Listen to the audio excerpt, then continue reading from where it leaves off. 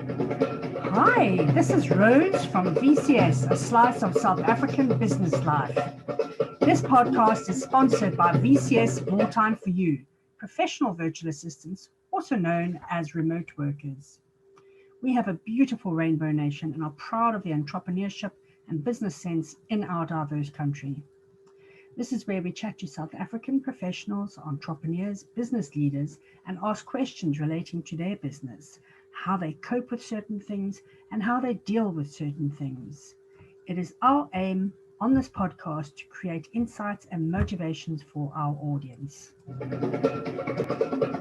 Good morning, Teri Kruger. How are you today? Good morning, Rose, and thank you so much for this wonderful opportunity. It's a great day. There's a lot of cloud and rain about, which is what we need, the rain, but we also need the sun, and that's what we're here to speak about today. That's exactly what we're here to speak about. Teri, you are the founding director of Synergetics Africa, and Synergetics Africa is a sustainable solutions design business. Synergetics supports progressive organizations to generate their own electricity using the sun's free rays and avoid the crippling load shedding events with high quality, locally produced lithium-ion batteries. This is correct. Exactly. So it's about harnessing the power of the sun and making yourself more viable as a business because you can keep your lights on. Also by adding locally produced lithium-ion batteries, very high quality. You are supporting a local business that is doing great strides in creating new skills, new jobs, and bringing relief to many businesses in South Africa and across the world, in fact. Yeah, I think it's absolutely fantastic. The green energy has always intrigued me, and in fact, it's something that everybody should be interested in as it's saving our earth. Yeah. Synergetics,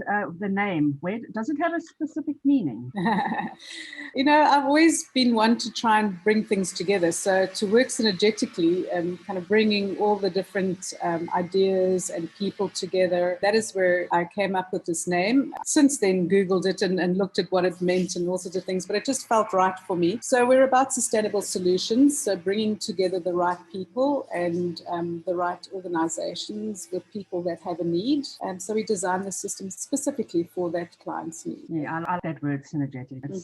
It's a good word for the good deeds that you are doing. Well, not deeds, but business that you are doing. Teri, your business, just give us a brief background on what exactly it is. Okay, so Synergetics, we basically would be the link-in between you and the technical side of the business to bring it all together. There's a lot of misunderstanding in the market about renewable energy, about batteries.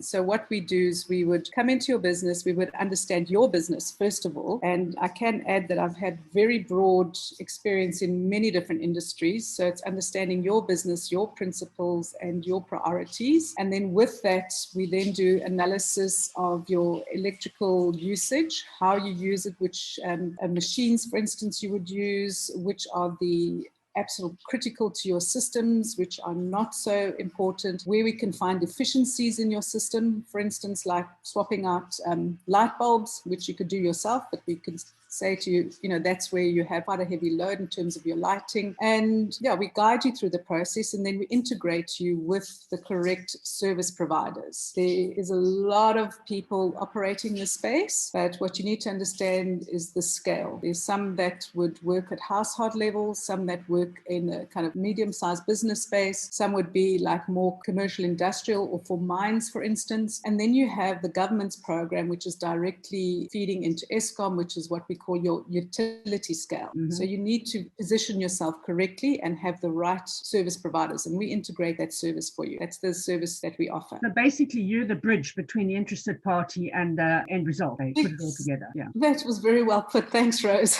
I find very often I spend a lot of time educating the market, and I mean that's why I love to do podcasts, and I've done quite a few webinars for many different organizations, written articles, for instance. And this has been for a few years, educating. But I think now that people are feeling the pain of not having power, they're beginning to think differently. And also the excessively high cost of power these days, especially 15% increase this year alone, which is way above our inflation.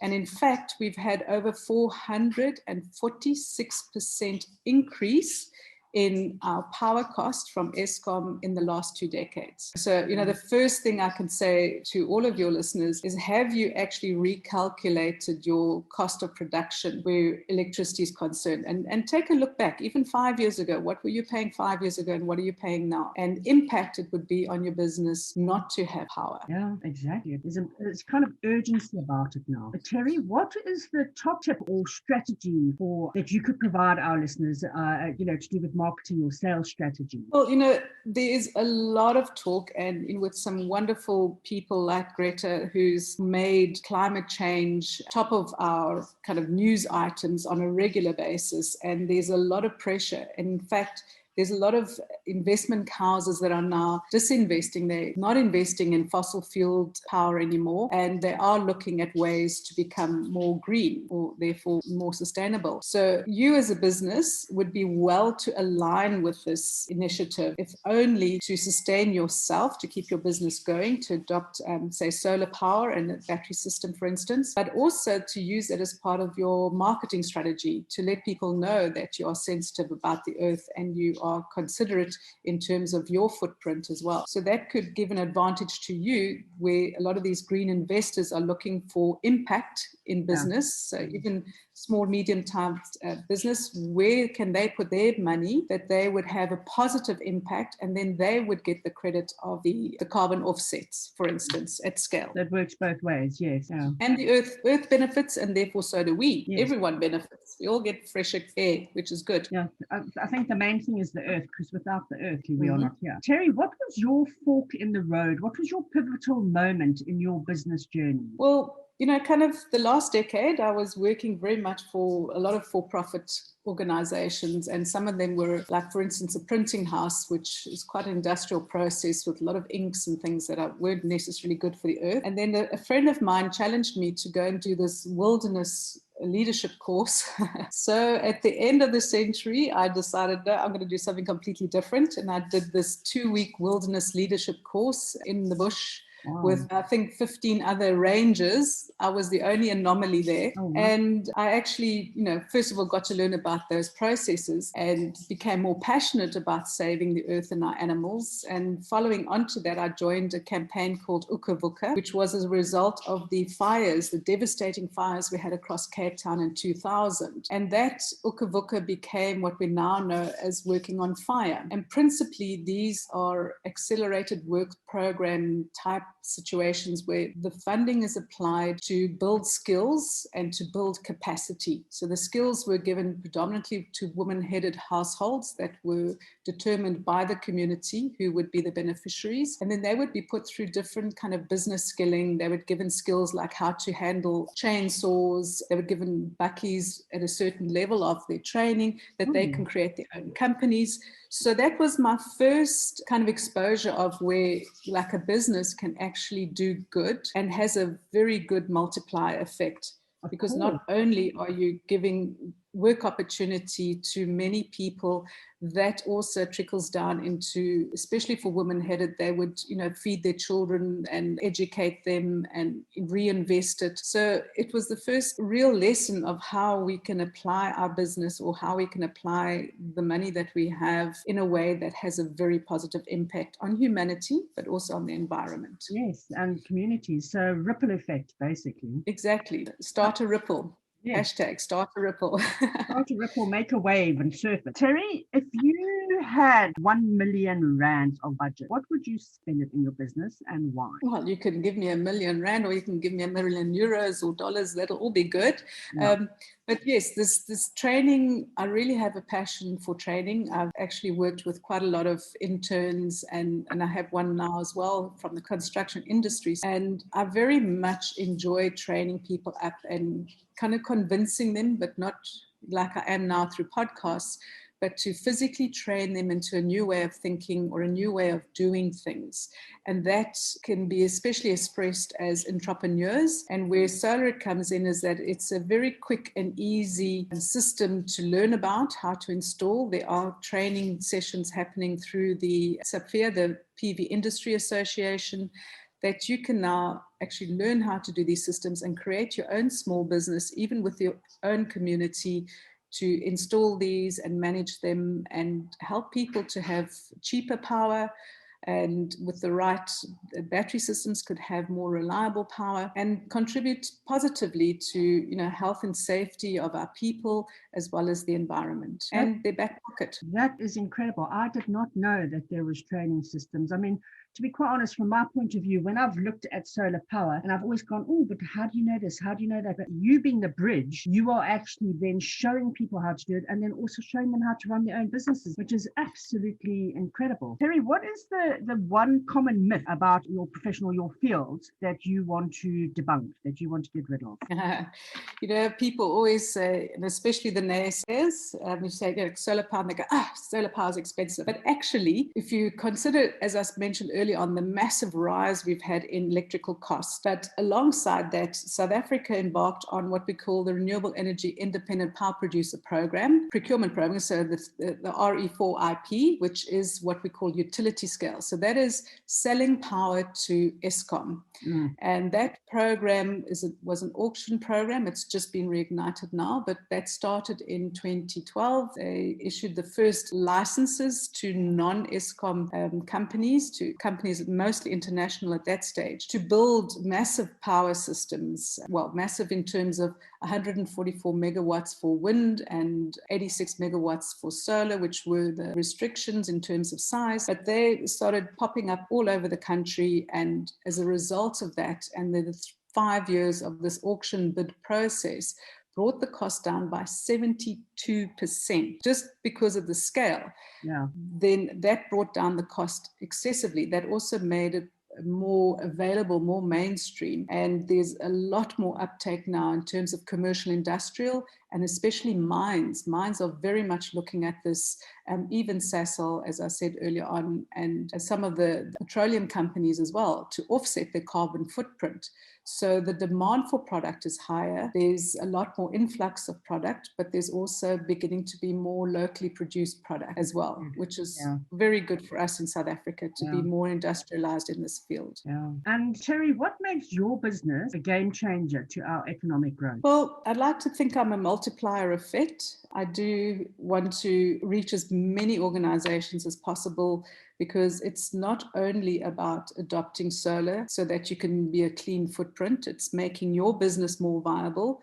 There's always, like most things, a break-even point where it actually becomes way cheaper for you to have your own system and feed into your own grid that you use directly as the sun shines, or add a battery system so you can use it overnight for instance, when the power is cheaper, you can use systems overnight. So it's this multiplier effect of actually helping business, helping them to keep their lights on and possibly to grow and to show a better footprint to the world as well. So there's a multiplier effect, and that's what I really enjoy doing. And the demand is growing. Load shedding is crippling to most organizations and households. It's just, I think of, I've been a single parent, and I could imagine in the middle of the night when your baby's crying and they want a hot bottle, something warm and comforting, and there you can't even, warm up their milk for them, And it's those kind of situations that are it's unnecessary, and it's beyond our control in terms of what's happening in terms of the losses from Eskom. But we can help ourselves by putting in a system that would keep us going and keep our business growing and save us money in terms of our production cost. Exactly. And on that note, where would be the best place our audience can connect with you online, or what's your contact details? Well, if they would like to email me, it's Teri, Teri.Kruger@Synergetics, Synergetics.Africa.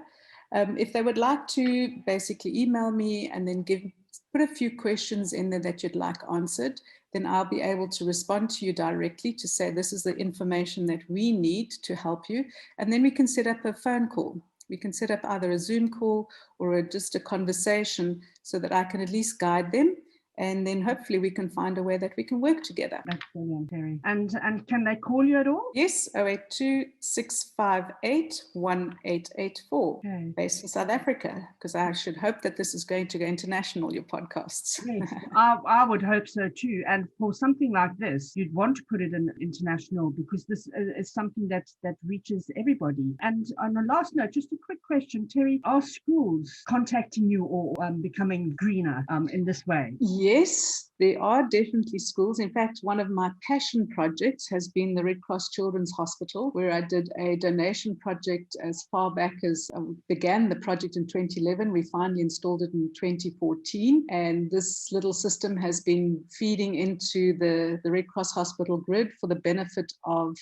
childsafe.org.za, which look at preventing injuries to children. And this is now convinced the Red Cross Hospital at the very least, and I've done a lot of work with the Western Cape government looking to see at all of their hospitals how we can take this off. So principally, I feel that all of our public buildings should actually be switching, one for our carbon footprint, but two for cleaner power, which takes pressure off the grid. And at the same time, the hurdle is the regulatory and the kind of financial systems that are in place. So what we found is, so for instance, a school could have a fundraiser and then they could pay for the system themselves, or possibly set up a non-profit that could own the system. So there are workarounds which we can help you with and help you find that. But there's definitely great benefits in public buildings, especially schools, going off-grid and, well, not off-grid. You can still benefit from being on the grid, depending. And let me explain that. For instance, the city of Cape Town, if you produce more power than you need and you push it back onto the grid, or what we call reverse feed, they will give you a credit of up to 72 cents per kilowatt hour that you're putting on. So then you become like a little business of power. Yeah. So, one, we have to spec the system correctly. You don't want to overproduce and it's not beneficial to you. But then to take advantage of things like the city of Cape Town giving you this couple of extra cents, which obviously brings your cost of power down even more. And then the school benefits, the school can then focus on education and the hospitals can focus on healthcare, So those are my passion projects. I love those. Yes, really does make sense. Makes sense for them and makes sense logic-wise. Teri, I just would like to say thank you very much for joining us today. I think our top tip from this podcast would be you are passionate about your business, you believe in what you're doing, and for everybody to don't think that you can't do it on your own, because everybody together doing this can make a difference to the world. Well, basically, we need to be guided. So I think what's overwhelming for a lot of the clients that I've worked with is that if they go out into the public domain and say, I'm looking for a system, you will have multiple quotes. Of course, you can do that, but is it the right for you, the right fit for you? And that's where we fit in as an integrator to find the right fit for you and guide you through that process. Teri, I'm going to say goodbye now and thank you once again for joining us. It has been so interesting and I wish you all the luck and all the best in the future, and we will speak soon. Thank you very much, Rose.